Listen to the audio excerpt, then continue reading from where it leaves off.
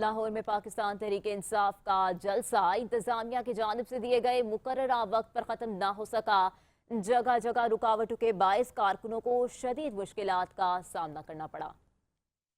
جلسے کے منتظمین کو شام 6 بجے تک جلسہ ختم کرنے کا حکم دیا گیا تھا، مگر پی ٹی آئی رہنماؤں کی تقاریر جاری تھیں۔ اس دوران ساؤنڈ سسٹم بند کر دیا گیا اور انتظامیہ نے قانونی کارروائی کی وارننگ دی۔ شوکت یوسفزئی نے حکومت کے اس اقدام کی شدید مذمت کرتے ہوئے کہا کہ پنجاب حکومت جلسے سے خوف زدہ ہو چکی ہے اور تحریک انصاف کی مقبولیت کو دیکھتے ہوئے جلسہ زبردستی ختم کیا گیا۔ خیبر پختونخوا سے وزیر اعلیٰ علی امین گنڈاپور کی قیادت میں آنے والا بڑا قافلہ جلسے کے قریب پہنچ چکا تھا، لیکن مقررہ وقت پر پہنچنے میں ناکام رہا۔ علی امین گنڈاپور اس تاخیر پر غصے میں آ گئے اور بس کا شیشہ توڑ دیا۔ بیرسٹر سیف نے حکومت کے فیصلے کو بھکلاہٹ کا نتیجہ قرار دیا اور کہا کہ بانی پی ٹی آئی کے لیے پورے پنجاب کا نکلنا حکومت کے خلاف ریفرنڈم کی حیثیت رکھتا ہے۔ انہوں نے واضح کیا کہ تحریک انصاف جمہوریت اور انصاف کا پیغام لے کر نکلی ہے اور حکومت کی جانب سے جلسہ ختم کرنا عوامی امنگوں کے خلاف ہے۔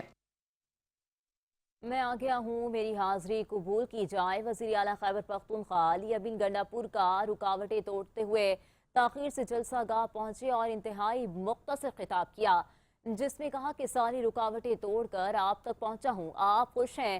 بہت جلد میں بانی پی ٹی آئی کو رہا کرواؤں گا۔ اب آپ سے اجازت چاہتا ہوں۔ علی امین گنڈاپور مختصر خطاب کے بعد جلسہ گاہ سے واپس روانہ ہو گئے۔